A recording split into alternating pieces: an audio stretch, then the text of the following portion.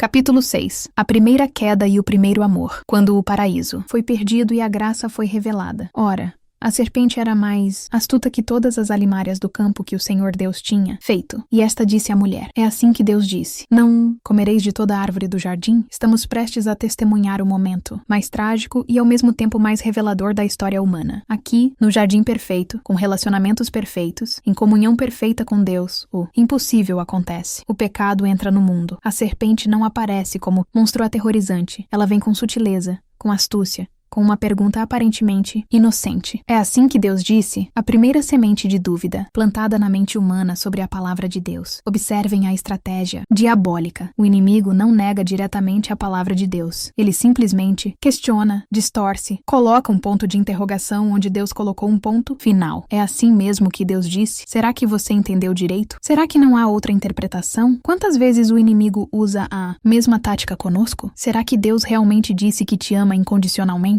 Será que ele realmente tem um plano para a sua vida? Será que ele realmente vai cumprir suas promessas? A dúvida é a primeira arma do arsenal satânico. E respondeu a mulher à serpente: do fruto das árvores do jardim comeremos, mas do fruto da árvore que está no meio do jardim, disse Deus: não comereis dele, nem nele tocareis, para que não morrais. Eva conhecia a palavra de Deus, mas observe como ela a modifica sutilmente. Deus havia dito: de toda a árvore do jardim livremente comerás, enfatizando a abundante liberdade.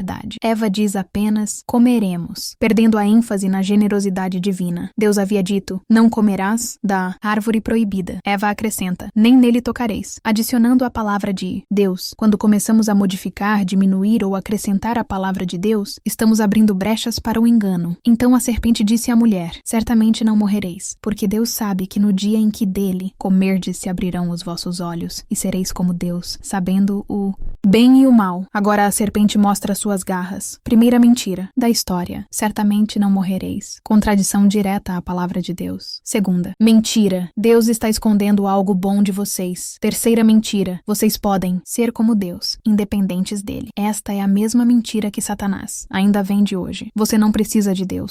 Você pode ser seu próprio Deus. Você pode determinar seu próprio bem e mal. Deus está te limitando, te privando de algo melhor. E viu a mulher que aquela árvore era boa para a comida, e agradável aos olhos, e árvore desejável para dar entendimento. Tomou do seu fruto e comeu, e deu também a seu marido que estava com ela, e ele comeu. Aqui está a anatomia da tentação: a concupiscência da carne, boa para a comida; a concupiscência dos olhos, agradável aos olhos; e a soberba da vida, desejável para dar entendimento. As mesmas três áreas onde o inimigo nos ataca hoje. Eva viu, desejou, tomou, comeu e compartilhou. Adão, que deveria ter protegido sua esposa, permaneceu passivo. Ele estava com ela, presente fisicamente, mas ausente na liderança espiritual. Quantos lares são destruídos porque o homem está presente, mas não está exercendo sua responsabilidade espiritual? Então foram abertos os olhos de ambos, e conheceram que estavam nus, e coseram folhas de figueira, e fizeram para si aventais. A serpente tinha razão parcial. Seus olhos foram abertos, mas ao invés de se tornarem como Deus, eles se tornaram conscientes de sua nudez, vulnerabilidade e vergonha. O conhecimento que ganharam não os elevou, os humilhou. Pela primeira vez na história,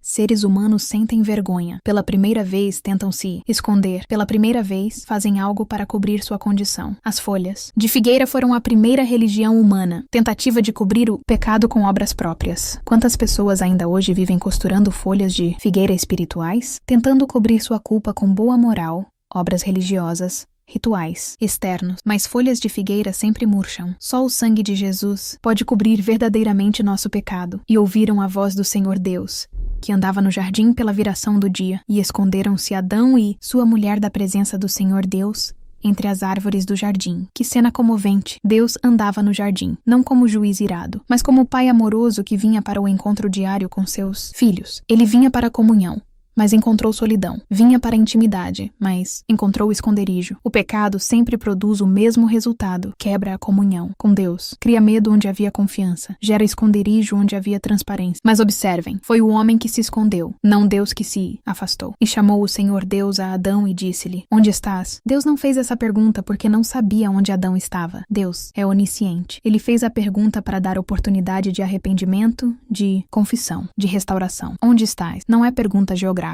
é pergunta espiritual. Deus ainda faz a mesma pergunta hoje. Onde você está? Onde está sua vida espiritual? Onde está sua intimidade comigo? Onde está seu primeiro amor? Não porque ele não sabe, mas porque quer restaurar você. E ele disse: ouvi a tua voz soar no jardim e temi, porque estava nu e escondi-me. Adão confessou seu medo e sua nudez, mas não confessou seu pecado. Ele explicou sua condição, mas não assumiu sua responsabilidade. Quantas vezes fazemos isso? Admitimos os sintomas, mas não a causa raiz. E disse Deus: quem te mostrou que estavas nu? Comeste tu da árvore de que te ordenei que não comesses? Deus dá outra oportunidade. Uma pergunta direta, simples, que pedia apenas uma resposta sincera. Sim, piquei. Mas observe a resposta de Adão. E disse Adão: mulher que me deste por companheira, ela me deu da árvore, e eu comi. Primeira culpabilização da história. Adão não apenas culpa Eva, ele culpa o próprio Deus. A mulher que tu me deste. Como se dissesse: se você não tivesse criado essa mulher, isso não teria acontecido. Que revelação da natureza humana decaída. Ao invés de assumir responsabilidade, Adão joga a culpa na mulher e indiretamente em Deus. O pecado não apenas nos separa de Deus, destrói nossos relacionamentos horizontais também. Quando erramos, nossa tendência natural é culpar outros, o cônjuge, os filhos, o chefe, o pastor, as circunstâncias. Até mesmo Deus. Mas maturidade espiritual começa quando paramos de apontar dedos e assumimos nossa responsabilidade. E disse: o Senhor Deus à mulher: por que fizeste isto? E disse a mulher: a serpente me enganou e eu comi. Eva também culpabiliza a serpente, mais próximo da verdade que Adão, mas ainda fugindo da responsabilidade total. A serpente me enganou, parcialmente verdade, mas ela escolheu ser enganada. Ela escolheu dar ouvidos à mentira ao invés da verdade. Sim, somos influenciados pelo inimigo, pelas circunstâncias, pelas pessoas ao nosso redor, mas no final, cada um de nós é responsável por suas próprias escolhas. Não podemos controlar o que acontece conosco, mas podemos controlar como respondemos ao que acontece conosco. Agora vem o momento mais solene da história humana, o julgamento divino. Mas observem como, mesmo no julgamento, o amor de Deus se manifesta. Então o Senhor Deus disse à serpente: porquanto fizeste isto, maldita serás mais que toda a fera e mais que todo o animal do campo. Sobre o teu ventre andarás, e pó comerás todos os dias da tua vida. Deus não interroga. A serpente não dá oportunidade de defesa. Vai direto ao julgamento, porque não há arrependimento possível para Satanás. Mas observe, a maldição não cai primeiro sobre o homem, cai sobre o inimigo. E porei inimizade entre ti e a mulher, e entre a tua semente e a sua semente. Esta te ferirá a cabeça, e tu lhe ferirás o calcanhar. Aqui está a primeira promessa messiânica da Bíblia. No meio do julgamento, brota a esperança. A semente da mulher, que feriria a cabeça da serpente. Uma referência profética a Jesus Cristo, que viria para destruir as obras do diabo. Deus não abandonou a humanidade na hora da queda. Imediatamente anunciou o plano de redenção. A batalha seria longa. O inimigo feriria o calcanhar do Messias, a cruz, mas o Messias esmagaria a cabeça do inimigo, a ressurreição. Esta promessa sustentou todos os pontes e patriarcas, todos os profetas, todas as pessoas de fé através dos séculos. Eles sabiam que um dia viria alguém que resolveria o problema do pecado definitivamente. A mulher,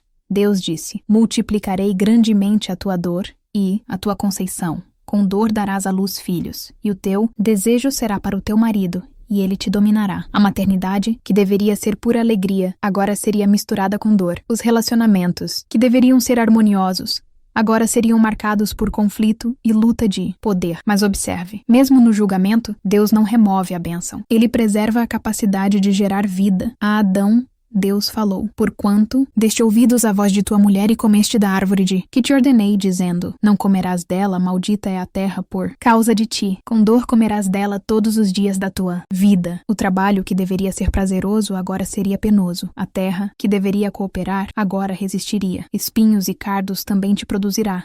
E comerás a erva do campo. No suor do teu rosto comerás o teu pão, até que te tornes a terra, porque dela foste tomado. Porquanto és pó e em pó te tornarás. A morte física entra no mundo. O corpo que foi formado do pó voltará ao pó. Mas observe novamente. Mesmo anunciando a morte, Deus preserva a vida. Adão não morreu naquele dia fisicamente. Morreu espiritualmente, mas continuou vivendo pela misericórdia divina. E então acontece algo que revela o coração de Deus de forma extraordinária. E chamou Adão o nome de sua mulher Eva, porquanto era a mãe de todos os viventes. No meio do julgamento, no meio da maldição, no meio da sentença de morte, Adão dá à sua esposa o nome Eva, vida. Que ato de fé. Que declaração de esperança. Mesmo sabendo que a morte havia entrado no mundo, ele a chama de mãe de todos os viventes. E fez o Senhor Deus a Adão e a sua mulher túnicas de peles e os vestiu. Aqui está uma das cenas mais tocantes de toda a Bíblia. Deus Pai, o Criador do universo, costurando roupas para seus filhos rebeldes. As folhas de figueira que eles fizeram eram inadequadas, mas Deus providenciou cobertura adequada. Para fazer túnicas de peles, um animal teve que morrer. O primeiro sacrifício da história, o primeiro derramamento de sangue para cobrir o pecado, uma prefiguração do sacrifício definitivo de Jesus na cruz. Deus não apenas julgou, ele providenciou. Não apenas sentenciou, ele cobriu. Não apenas puniu, ele protegeu. No ato de vestir Adão e Eva, vemos o coração paternal de Deus cuidando de seus filhos mesmo após a desobediência. Então disse o Senhor Deus: eis que o homem é como um de nós, sabendo o bem e o mal. Ora, pois, para que não estenda a sua mão e tome também da árvore da vida, e coma, e viva eternamente, havendo o Senhor Deus o lançado fora do jardim do Éden para lavrar a terra de que fora tomado. Deus expulsa o homem do Éden. Não por raiva, mas por misericórdia. Se Adão comesse da árvore da vida, em estado pecaminoso, viveria eternamente separado de Deus, um inferno eterno. A expulsão foi um ato de amor para preservar a possibilidade de redenção futura. E havendo lançado fora o homem, pôs querubins ao oriente, do jardim do Éden e uma espada inflamada que andava ao redor, para guardar o caminho da árvore da vida. O caminho de volta ao Éden foi fechado, temporariamente. Os querubins e a espada flamejante não eram para impedir para sempre, mas para impedir até que o preço fosse pago, até que a redenção fosse completa. Que capítulo mais extraordinário! Vemos a tragédia da queda, mas também vemos a glória da graça. Vemos o julgamento de Deus, mas também seu amor. Vemos a expulsão do paraíso, mas também a promessa da redenção. O pecado separou, mas Deus prometeu reunir. O pecado trouxe morte, mas Deus prometeu vida. O pecado fechou o Éden, mas Deus prometeu abrir o caminho de volta. Essa promessa se cumpriu em Jesus Cristo. Ele é a semente da mulher que feriu a cabeça da serpente. Ele é o segundo Adão que obedeceu onde o primeiro desobedeceu. Ele é o caminho de volta à presença de Deus. Na cruz,